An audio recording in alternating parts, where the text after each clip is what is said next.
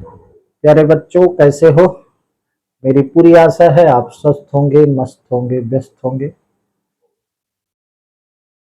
आज मैं आप सबके सामने एक कक्षा 10वीं गणित का नया टॉपिक लेकर आ रहा हूं। निश्चित रूप से ये त्रिकोणमिति जो नई गणित आपके सामने रखने वाला हूं, ये आपके कक्षा 10वीं में ही डायरेक्ट आती है। इसके पहले इसका 9th तक त्रिकोणमिति के बारे में कुछ भी नहीं दिया। तो आप सबको भी खुश होना चाहिए इस बात को लेकर कि आपके सामने एक गणित की नई शाखा आ रही है, और खुश इस बात से होना चाहिए कि ये गणित आगे चल करके जो बच्चे गणित लेंगे उनके लिए बहुत उपयोगी है। ठीक है, खुश इस बात पर भी होना चाहिए कि आपको इसको बड़े ध्यान से पढ़ना है। नया टॉपिक है, आपको बड़ा आनंद आएगा, बड़ा मजा आएगा, बड़ा इंटरेस्टिंग ये गणित की शाखा है। ठीक है,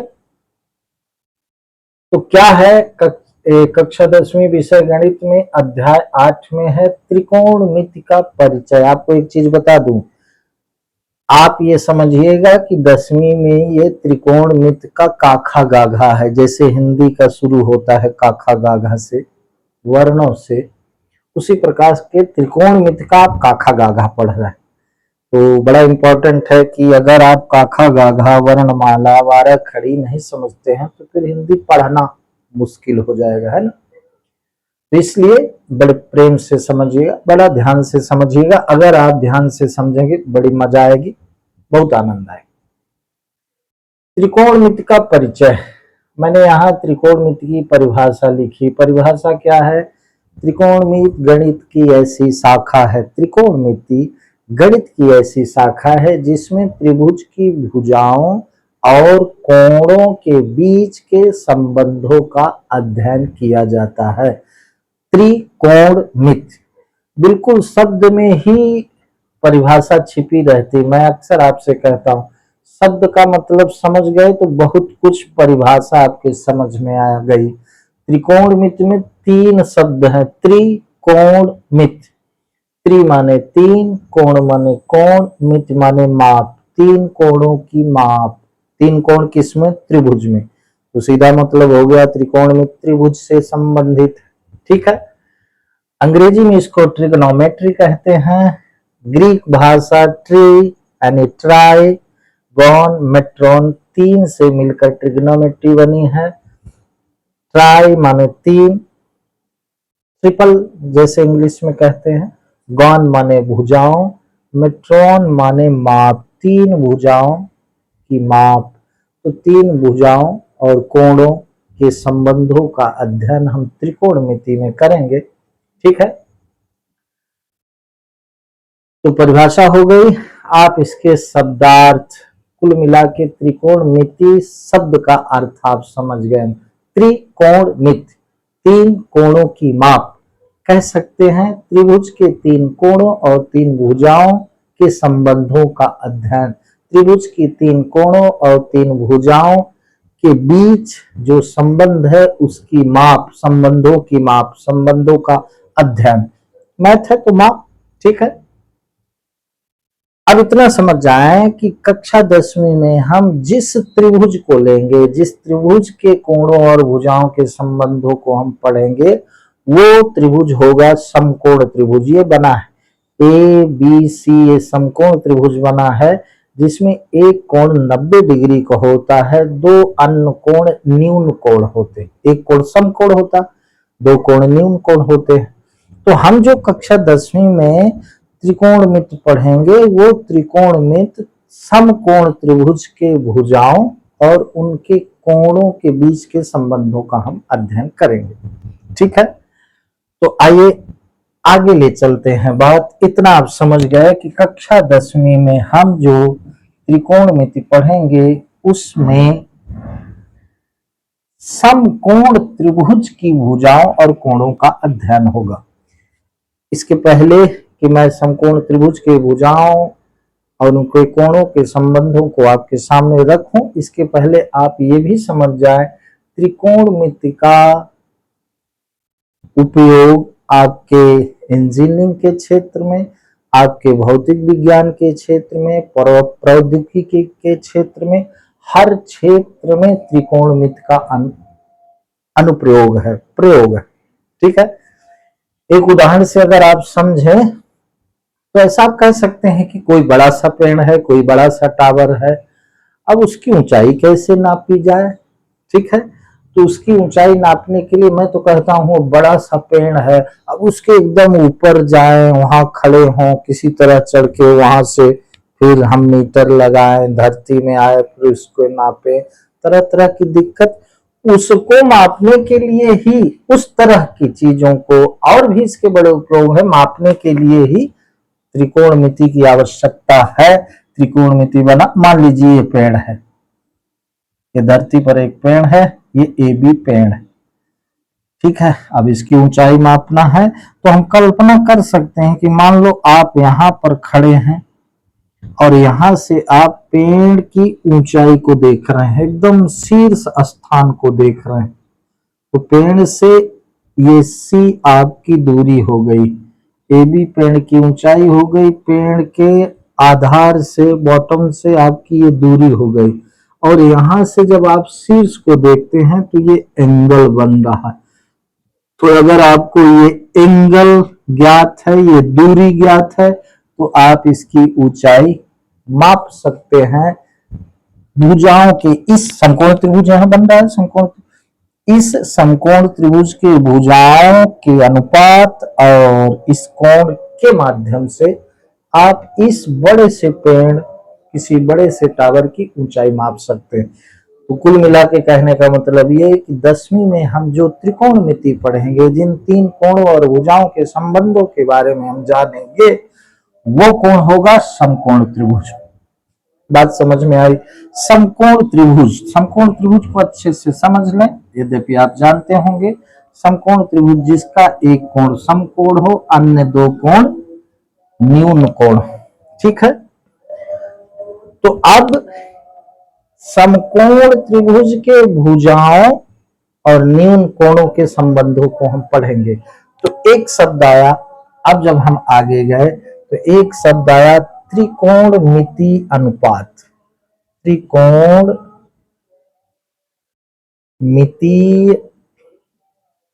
अनुपात, अनुपात आप जानते होंगे।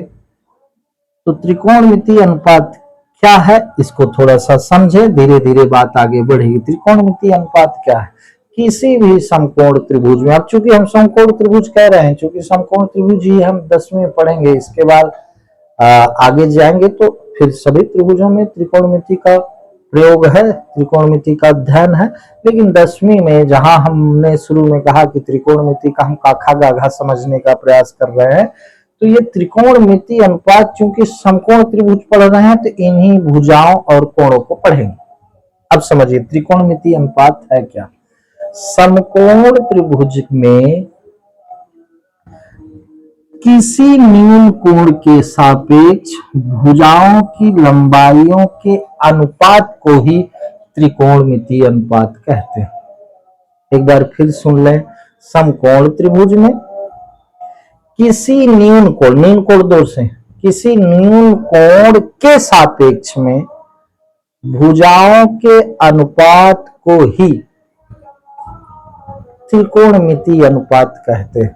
ठीक है, और ये त्रिकोणमिति, गणितज्ञों ने कहा कि ये त्रिकोणमिति अनुपात कितने हैं? 6। अब कैसे? अब देखें, इस न्यून कोण की हम बात कर रहे हैं, कोण ए। अब यहां एक चीज समझ लो, कोण ए के सम्मुख जो भुजा है, ये कोण ए की सम्मुख भुजा, तो किसी न्यून कोण के जो सामने की भुजा होगी उसे कोण ए की, उसे सम्मुख भुजा या लंब कहेंगे। ठीक है, और किसी न्यून कोण की ये संलग्न भुजा होगी जिसको हम आधार कहेंगे। समकोण त्रिभुज की सबसे बड़ी भुजा को हम कर्ण कहते हैं। ये बात समझ में आई?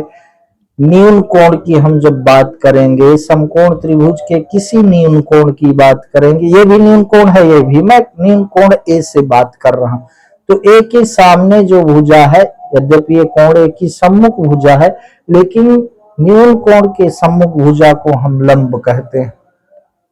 न्यून कोण से संलग्न, जिस न्यून कोण की बात करते हैं उसकी संलग्न भुजा को हम आधार कहते हैं, और सबसे बड़ी भुजा को कर्ण कहते हैं। आप ये पहले भी जानते होंगे, ठीक है।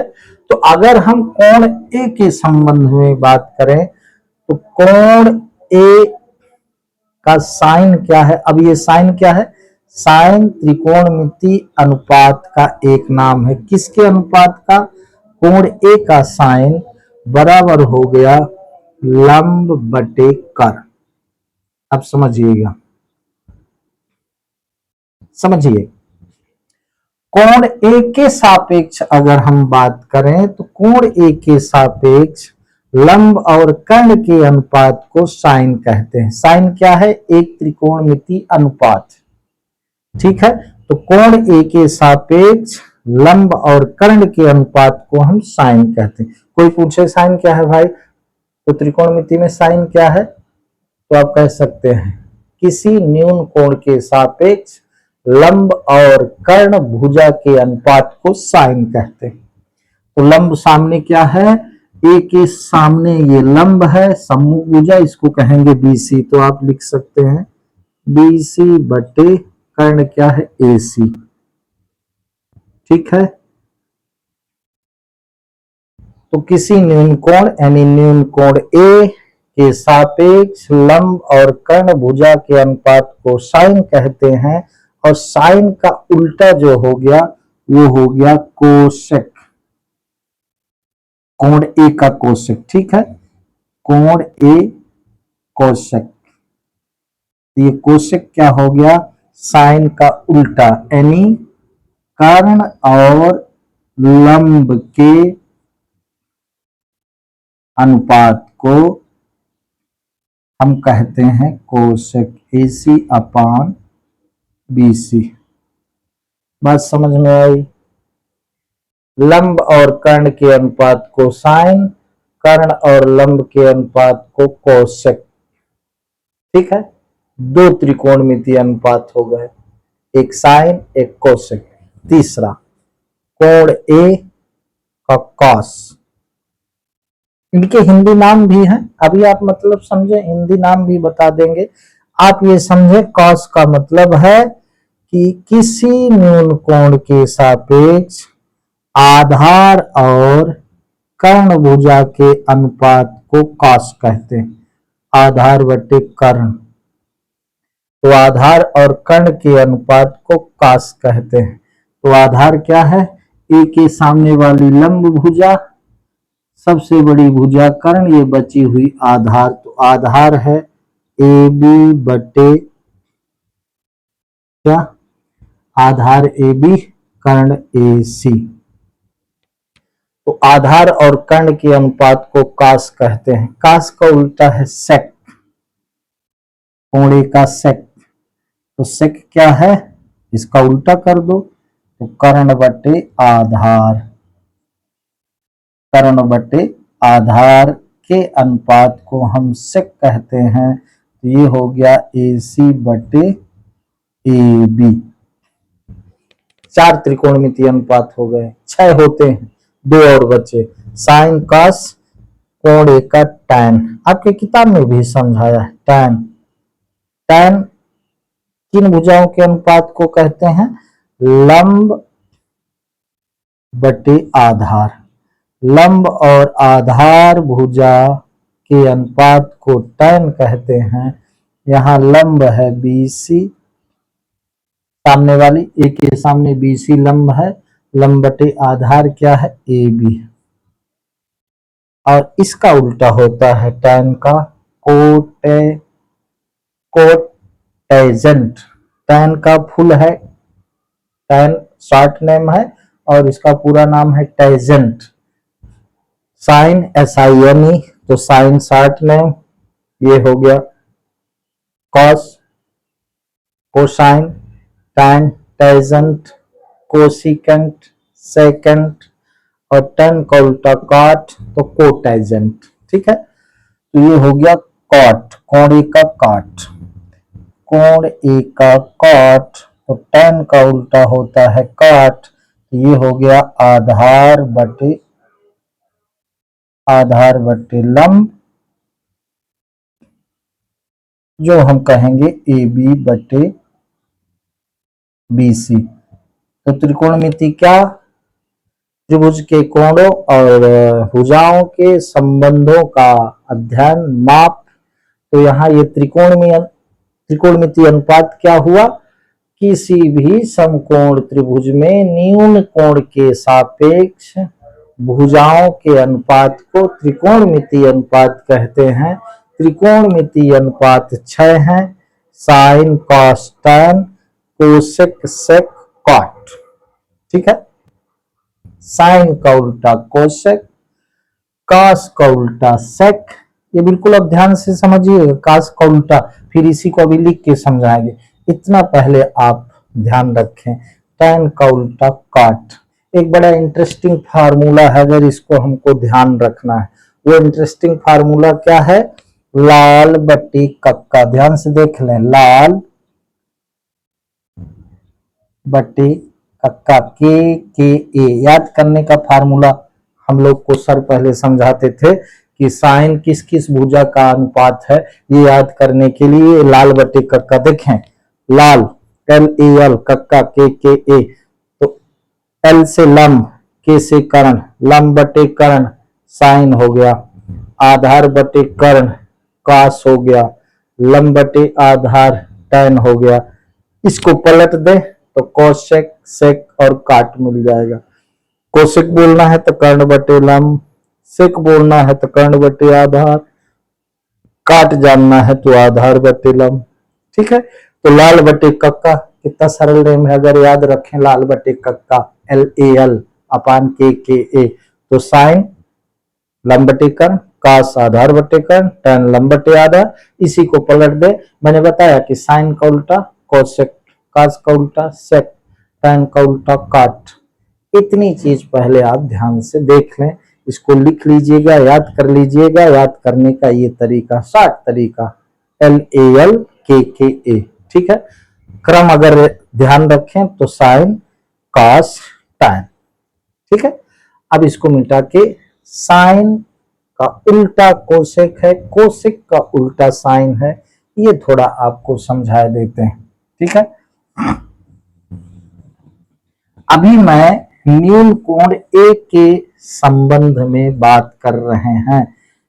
न्यून कोण ए के, समकोण त्रिभुज ABC के न्यून कोण ए के सापेक्ष हम बात कर रहे हैं। अब इसको मैं मिटाऊंगा, परिभाषा आप लिख लीजिएगा, फिर आगे की चीज समझाते हैं। ये आपका अभी मैंने आपको समझाया त्रिकोणमिति अनुपात। अब यहाँ एक चीज ध्यान से फिर सुन लें, इस न्यून कोण की अगर हम बात करेंगे, कोण ए के सापेक्ष हम बात करेंगे, तो ये लंब, सम्मुख भुजा लंब, सबसे बड़ी भुजा कर्ण, बची हुई भुजा आधार। लेकिन अगर इस न्यून कोण की हम बात करेंगे, साइन सी की बात करेंगे, कॉस सी की, तो इस न्यून कोण के सम्मुख भुजा, अब इस न्यून कोण के लिए ये लंब बन जाएगी, कर्ण वही रहेगा, आधार ये बन जाएगा। मैं कह क्या रहा हूं? मैं ये कह रहा हूं न्यून कोण के सापेक्ष लंब और आधार भुजाएं बदलती हैं। जिस न्यून कोण की बात होती है उसके सामने की भुजा लंब। अगर ए की बात हुई तो ए के सामने BC लंब, सबसे बड़ी भुजा कर्ण, बचा हुआ आधार। लेकिन अगर न्यून कोण C की बात हुई तो इसके सामने ये जो AB भुजा है ये लंब बन जाएगी, कर्ण वही रहेगी, ये आधार बन जाएगी। ये थोड़ा यहाँ समझना बड़ा इंपॉर्टेंट। ठीक है, तो मैं बात कर रहा था, अब अभी मैंने ऐसा लिखा था कोण ए का साइन, ठीक है, समझाने के लिए। लेकिन अब इसको ऐसा लिखेंगे हम, क्या? साइन ए। साइन ए का मतलब है एंगल, न्यून कोण ए के सापेक्ष साइन का मान। तो साइन ए बराबर लंब बटे कर्ण, ऐसा। ठीक है, और कास कोसेक के बराबर कर्ण बटे लंब, इस तरह से आप लिख सकते हैं। तो मैं आपको समझा क्या रहा हूं अभी मैंने समझाया कि कोण ए का साइन, लेकिन इसको हम ऐसा लिखेंगे साइन ए। साइन ए का मतलब क्या है? न्यून कोण ए के सापेक्ष साइन। ठीक है, तो अभी मैं बता रहा था कि साइन का उल्टा होता है कोसेक, तो ऐसा लिखेंगे साइन ए बराबर 1/, कोसेक ए। अब ये आप याद करते चलिएगा। अब कोसेक ए बराबर 1/, साइन ए। क्या समझे आप? साइन 1/, साइन ए मतलब साइन का उल्टा, साइन का उल्टा कोसेक, कोसेक का उल्टा साइन। ठीक है, अब इसी तरह कॉस ए बराबर 1/, सेक ए। क्या कहना चाहता हूं? 1/, सेक ए मतलब सेक का उल्टा कॉस। अब फिर सेक के बराबर हम लिख सकते हैं 1/, कॉस ए। अब ये सब एक प्रकार से फार्मूले हैं, इनको बिल्कुल लिख लीजिएगा, याद कर लीजिएगा। उसी तरह tan ए बराबर 1/, cot ए, और cot ए बराबर 1/, tan ए। ठीक है, ये ध्यान रखें। साइन ए बराबर 1/, कौशिक ए लिख सकते हैं, कौशिक ए बराबर 1/, साइन ए लिख सकते हैं। इसी तरह से इनको 6 त्रिकोणमितीय अनुपात होते। अब इसमें एक फार्मूला और आपको मिल गया। मान लीजिए अगर साइन a/1 कर दें, क्रॉस मल्टीप्लाई करें, तिर्यक गुणा करें, तो साइन ए गुणे कोसेक ए बराबर 1। ये भी एक फार्मूला हमको मिल गया। इसी तरह सारे फार्मूले हमको मिल जाएंगे। कैसे? हम ये भी लिख सकते हैं। क्या लिख सकते हैं? कॉस ए गुणे सेक ए बराबर 1, सेक ए गुणे कास ए बराबर 1, सेक ए गुणे कास ए कहें चाहे कास ए गुणे सेक ए कहें, बराबर 1। उसी तरह से टैन ए गुणे काट ए बराबर 1, काट ए गुणे टैन ए बराबर 1। बात समझ में आ रही? ठीक है, तो यहां हम ऐसा भी लिख सकते हैं। क्या? कॉस ए गुणे सेक ए बराबर 1, और टैन ए गुणे कॉट ए बराबर 1। 1 2 3 इधर 6। अब आप समझिए सब फार्मूले हैं, इसको बकायदा लिख लीजिएगा और याद कर लीजिएगा। मैंने आपसे शुरू में कहा हम त्रिकोणमिति का काखा गागा है पढ़ना शुरू कर रहे हैं, तो ये काखा गागा बड़ा इंपॉर्टेंट है, आगे काम आएगा। ठीक है, तो इसको ध्यान देते चलेंगे। ठीक है, मैं समझता हूं आप इसको वीडियो रोक के लिख लेंगे। ठीक, अब आइए और एक फार्मूला आपको समझाते। क्या?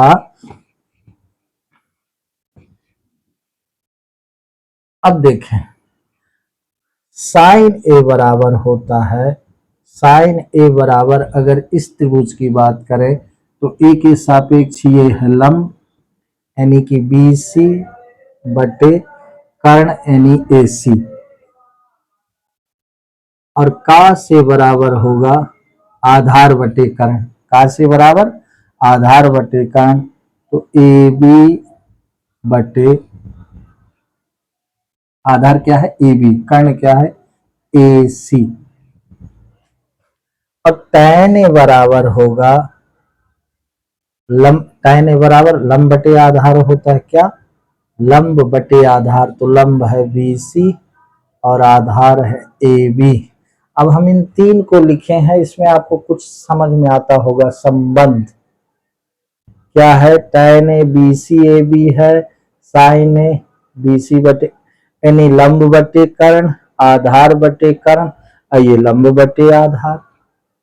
तो अगर हम साइन ए, अगर हम BC बटे AB के न्यूमरेटर और डिनोमिनेटर में AC का डिवाइड कर दें, यानी कि अगर हम अंश और हर में, ये रेशियो में है, ये अंश है ये हर है, तो अगर हम BC बटे AC कर दें और फिर AB बटे AC कर दें, ऐसा कर दें, देख लें, बी सी बटे ए बी ये साइन ए हो गया, ए बी बटे ए सी ये कॉस ए हो गया। तो मतलब क्या हुआ कि tan ए बराबर हम लिख सकते हैं साइन ए बटे कॉस ए। एक फार्मूला ये भी आपको मिल गया। क्या मिल गया? tan ए बराबर साइन ए बटे कॉस ए। tan ए बराबर B C upon A B यानी लंब बटे आधार। अब अंश और हर में हमने ए सी से भाग दे दिया, बी सी बटे ए सी लिख दिया, ए बी बटे ए सी लिख दिया। तो बी सी बटे ए सी मिल गया साइन और ए बी बटे ए सी मिल गया कास, यानी tan ए बराबर साइन ए अपान कास ए। एक फार्मूला हमको ये मिल गया। बात कुछ समझ में आ रही है? ठीक है, तो इसको आप लिख लीजिएगा। अब लिख लीजिएगा इसका मतलब अब इसको याद करते चलिएगा भला, तब फिर आगे बताएंगे तो बात समझ में आएगी। अब आ जाए, इसको याद नहीं रखेंगे तो ये आपको कठिन लगेगा, अगर याद हो जाएगा तो फिर बड़ा सरल लगेगा। अब एक उदाहरण से आपको समझाते हैं, एक उदाहरण लेते हैं। एक उदाहरण से हम त्रिकोणमितीय अनुपात आपको समझाने का प्रयास करते हैं। उदाहरण छोटा सा है, क्या है उदाहरण? इसमें लिखा है कि यदि tan ए बराबर, यदि एक उदाहरण आपको समझा, यदि tan ए बराबर 4/3 तो यदि tan ए बराबर 4/3 तो कोण ए के, तो कोण ए के अन्य त्रिकोणमितीय अनुपात ज्ञात की। कोण ए के अन्य त्रिकोणमितीय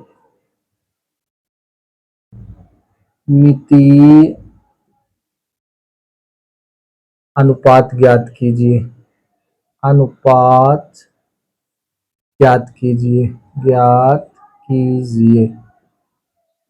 ये एक उदाहरण से मैं आपको समझाने का प्रयास कर रहा हूं। क्या? 8.1 प्रश्नावली। ठीक है, प्रश्न क्या है? यदि tan ए बराबर 4/3 तो कोण ए के अन्य त्रिकोणमितीय अनुपात ज्ञात कीजिए। तो हम शुरुआत यहीं से करेंगे। शुरुआत कहां से करेंगे?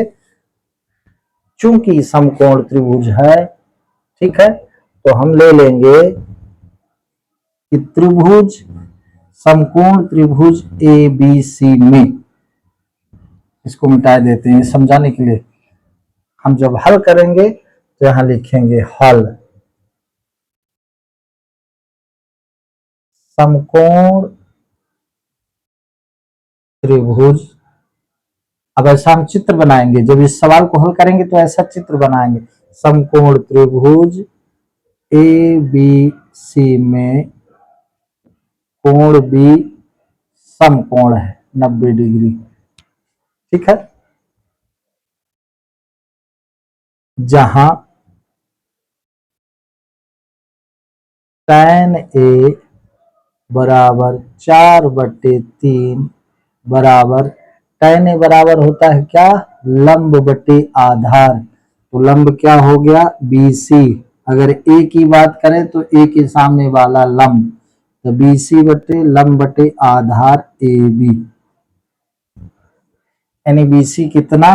4 और आधार AB कितना? 3। तो यहां मान लें कि माना BC बराबर 4 के और AB बराबर 3 के, जहां के कांस्टेंट कहें, स्थिरांक कहें या कि धन पूर्णांक कहें, एक बात है, अभी समझ जाएंगे। मैं आपको बताऊं, अनुपात में धन पूर्णांक कांस्टेंट होता है, स्थिर होता है। धन पूर्णांक है स्थिर कैसे? जैसे ये 4/3 है तो इसमें 4 और 3 का जो उभयनिष्ठ गुणनखंड है वो है एक, तो एक धन पूर्णांक है, एक धन पूर्णांक इन दोनों में है, यानी एक का दोनों में गुणा करेंगे तो वही रेशियो रहेगा। अगर हम दो का दोनों में गुणा करते हैं तो रेशियो परिवर्तित नहीं होगा, रेशियो वही रहेगा, उसी को हम के कहते हैं। ठीक है, जो स्थिर है, जो स्थिरांक है, और वो धन पूर्णांक होगा, यानी कि 4/3 अगर लिखा है 4/3, तो हम ऊपर नीचे 2 का अगर गुणा करेंगे तो ये 8/6 हो जाएगा, रेशियो वही रहेगा, अनुपात वही रहेगा, तो ये 2 इसमें कांस्टेंट हो गया, स्थिरांक हो गया, तो हम मान ले यहाँ के स्थिरांक है। ठीक है, तो इसको हमने लिखा 4 के, 4 के, इसको लिखा हम 3 के।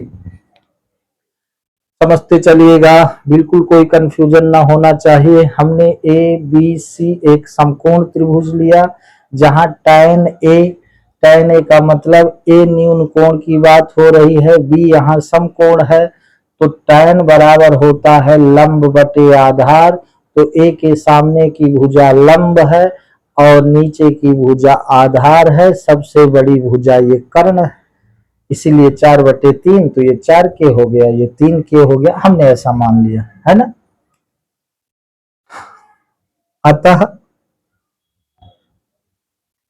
पाइथागोरस प्रमेय से, पाइथागोरस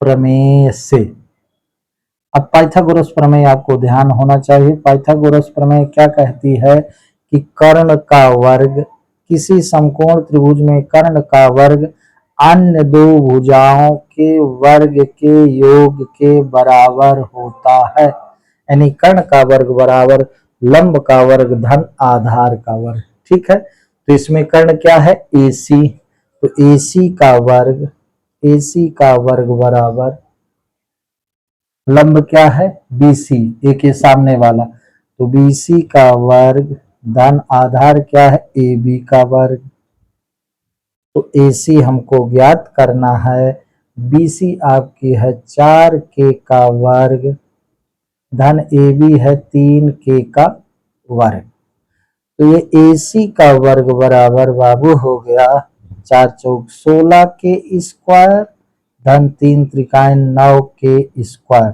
तो AC स्क्वायर बराबर हो गया 16 9 25K स्क्वायर, तो दोनों ओर हमने वर्गमूल लिया, तो आपका AC का मान आ गया 5K, ये आ गया 5K। अब देखें बाबू, तीनों भुजाओं का मान आ गया। ठीक है, प्रश्न ये कहता है अगर tan A 4/3 है, ये अनुपात है, तो अन्य अनुपात ज्ञात कीजिए, तो अन्य त्रिकोणमितीय अनुपात ज्ञात करना है, तो अन्य कितने बचे, अन्य बचे 5, और शुरू में मैंने आपको बताया है कि tan का उल्टा होता है काट, तो कुछ नहीं करना है, tan A बराबर 4/3 है, तो काट A बराबर आप पलट दें उसको, तो एक तो आपको बड़ी सहजता से काट A बराबर हो गया 3/4, 3/4 का है भाई, tan का उल्टा काट होता है, तो tan A बराबर 4/3 है, तो काट A बराबर 3/4, उसी का उल्टा हो गया। ठीक है, तो एक मिल गया। अब आगे देखिए, साइन A बराबर साइन बराबर होता है लंब बटे कर्ण। ठीक है, अब मैं आपको बता दूं, ए की बात हो रही तो सामने वाली भुजा लंब है, ए के सामने की भुजा लंब है, सबसे बड़ी भुजा कर्ण है, बची हुई भुजा आधार है, ये समझ जाइए। अब हम लिख रहे हैं आपकी सुविधा के लिए, जिससे आपको धीरे धीरे समझ में आता। तो साइन ए बराबर लंब बटे कर्ण, तो लंब कितना है 4K, कर्ण कितना है 5K, के कट गया, तो साइन बराबर हो गया 4/5, साइन ए बराबर 4/5 आ गया, तो एक अनुपात ये मिल गया। अब साइन का उल्टा होता है कोसेक, तो इसी को उलट के लिख दें, तो कोसेक बराबर हो गया, कोसेक ए बराबर हो गया 5/4, कोसेक आ गया, कितने आ गए, एक दिया था, 2 3 4, 2 ठे बच्चे। अब काश बराबर होता है, कॉस ए बराबर आधार बटे कर्ण, आधार बटे कर्ण। तो यहाँ आधार क्या है 3 के, कर्ण क्या है 5 के, तो ये के कट गया, तो कास ए बराबर हो गया 3/5। अब कास का उल्टा क्या होता है, बोलो बोलो, कास का उल्टा भूल गए, कास का उल्टा सेक, साइन का उल्टा कोसेक, कास का उल्टा सेक, सेक का कास, टैन का काट, काट का टैन, तो कास का उल्टा होता है सेक। तो यहां लिख दें सेक के बराबर 5/3। इस ये सारे त्रिकोणमितीय अनुपात आ गए। टैन का अनुपात दिया था, टैन त्रिकोणमितीय अनुपात दिया था, अन्य 5 ये त्रिकोणमितीय अनुपात का मान आ गया। इस तरह से हम प्रश्नावली 8.1 की शुरुआत करते हैं। ठीक है, तो इसको आप देख लीजिएगा। यद्यपि आपके उदाहरण का सवाल समझा रहे हैं, लेकिन धीरे धीरे समझे, आगे चल के जब आइडेंटिटी हम प्रूव करना बताएंगे तो बड़ा इंटरेस्टिंग होगा। ठीक है, तो आइए अब एक सवाल हम शुरू करते हैं प्रश्नावली 8.1 से। इसी तरह के सवाल हैं, एक दो सवाल आपको प्रश्नावली के समझाते हैं। ठीक है, लेकिन किसी भी प्रश्नावली के शुरू होने के पहले उसके सिद्धांत के बारे में बहुत इंपॉर्टेंट है समझना। और मैं अभी तक जो समझा रहा था ये त्रिकोणमिति के काखा गाघा के बारे में, यानी कि त्रिकोणमिति में कोणों और भुजाओं के संबंधों को ही समझा रहा था, आपको त्रिकोणमिति अनुपात समझा रहा। आइए चलते हैं किसमें 8.1। 8.1 का पहला क्वेश्चन आपको समझाते हैं, पढ़िएगा। पहला क्वेश्चन प्रश्न 1, 8.1 का प्रश्न 1। त्रिभुज एबीसी में जिसका कोण बी समकोण है, त्रिभुज हम बना लें। ये त्रिभुज हमने बनाया ए बी सी, यहाँ ये 90 डिग्री। प्रश्न कहता त्रिभुज एबीसी में जिसका कोण बी समकोण है, ए बी बराबर 24 है। ठीक है, ए बी बराबर 24 है भाई, और बी सी बराबर 7 है। बी सी बराबर 7 है, 24 सेंटीमीटर, बी सी है 7 सेंटीमीटर। यद्यपि ये जो चित्र बना है ये बराबर दिख रहे हैं, इससे कोई फर्क नहीं पड़ता हम समझने के लिए, लेकिन इनको थोड़ा छोटा बड़ा बना ले, बट कोई दिक्कत नहीं है। ठीक है,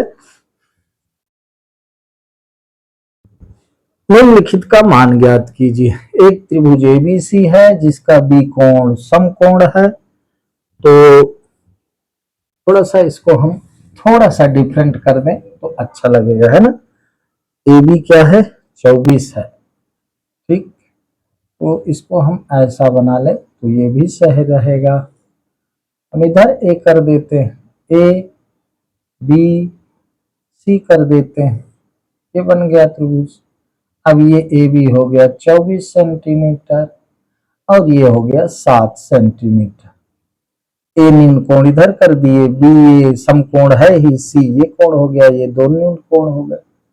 प्रश्न क्रमांक 1, त्रिभुज एबीसी में जिसका कोण बी समकोण है, ए बी बराबर 24 है, बी सी बराबर 7 सेंटीमीटर है, निम्नलिखित का मान ज्ञात कीजिए। तो पहला क्या ज्ञात करना है, पहला ज्ञात करना है sign A cos A, sign ए और कॉस ए ज्ञात करना है। दूसरा क्या ज्ञात करना है, दूसरा ज्ञात करना है साइन सी और कॉस सी। ठीक है, आइए, बिल्कुल सिंपल है। अब आपको बता दें, यहां पर इस समकोण त्रिभुज की दो भुजाएं दी हैं, तीसरी भुजा हमको ज्ञात करना है। ठीक है, तो हम यहां से शुरू कर रहे हैं हल। ठीक है, दिया है समकोण त्रिभुज, समकोण त्रिभुज ए बी सी, कोण बी बराबर समकोण यानी 90 डिग्री। ठीक है, और ए बी बराबर दिया है, ए बी बराबर दिया है 24 सेंटीमीटर और बी सी बराबर दिया है आपका 7 सेंटीमीटर। तो यहां मान ले, माना ए बी बराबर 24 के कांस्टेंट है और बी सी बराबर 7 के। अतः पाइथागोरस प्रमेय से, अतः समकोण त्रिभुज ए बी सी में पाइथागोरस प्रमेय से, हम पाइथागोरस प्रमेय लगा रहे हैं, पाइथागोरस प्रमेय से, पाइथागोरस प्रमेय से, ठीक है। तो पाइथागोरस प्रमेय क्या कहता है कि कर्ण का वर्ग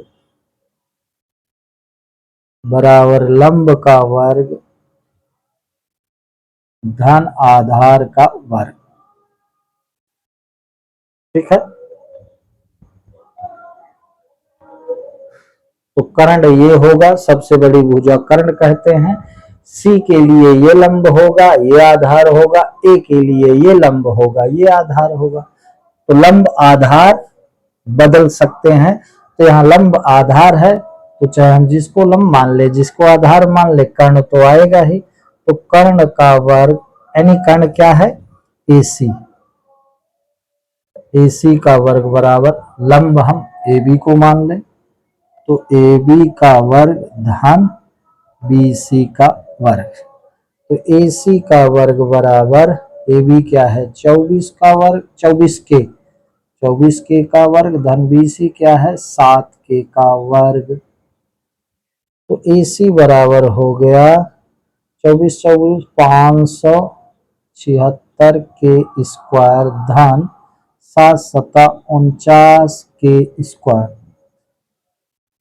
तो AC का स्क्वायर बराबर 9 6 15, 7 4 11 12, 5 1 6 के स्क्वायर।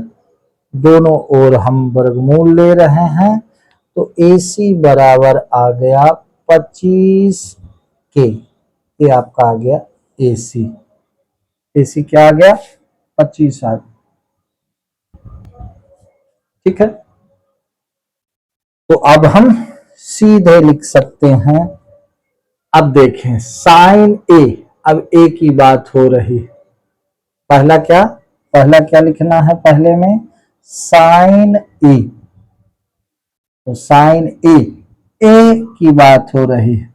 तो साइन ए बराबर होता है लंब बटे कर्ण। साइन बराबर क्या होता है, लंब बटे कर्ण। अब समझिएगा, अगर इस एंगल की बात करेंगे तो इसके लिए साइन ए लंब बटे कर्ण अर्थात 7/25,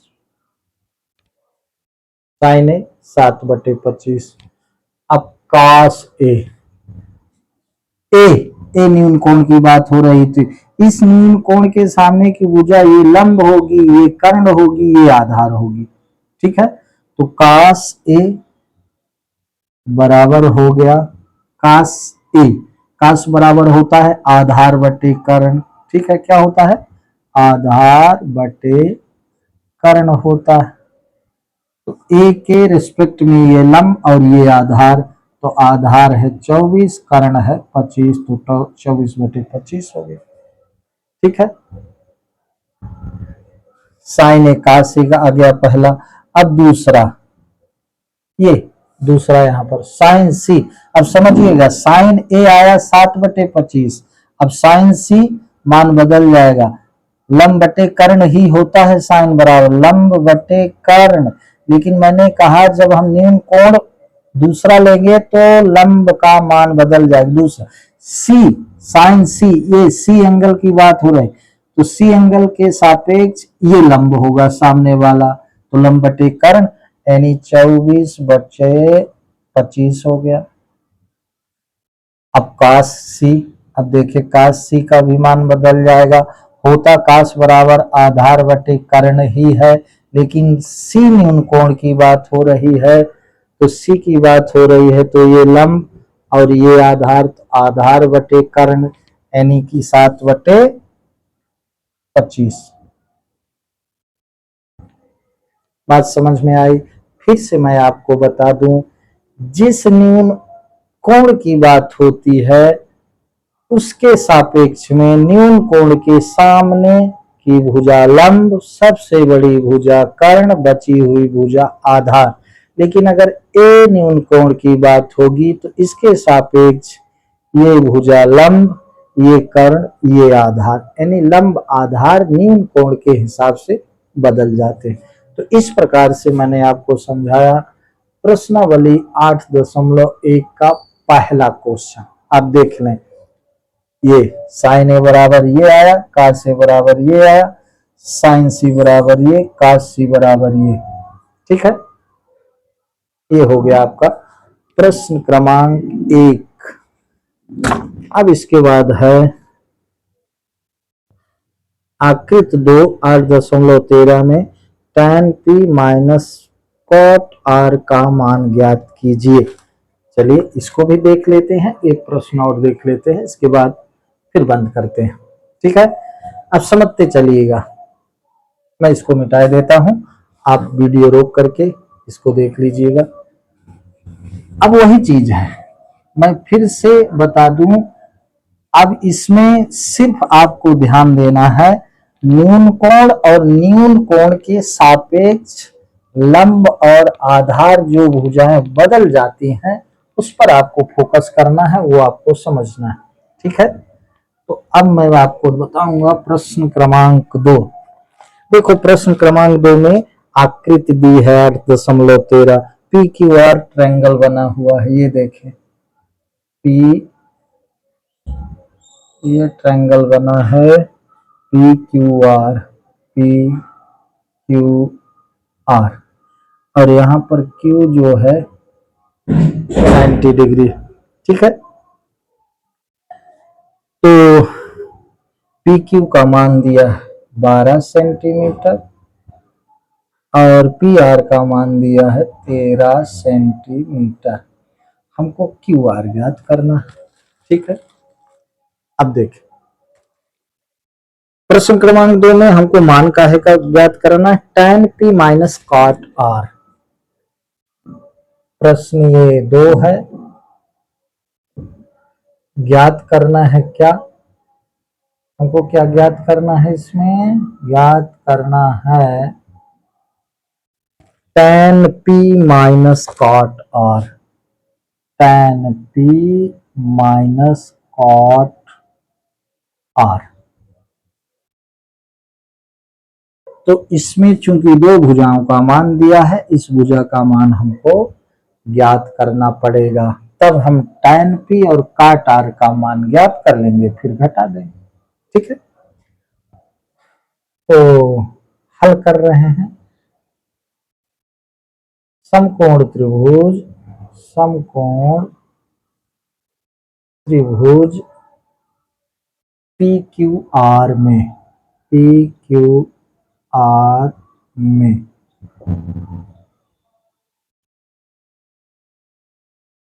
पाइथागोरस थ्योरम से, पाइथागोरस प्रमेय से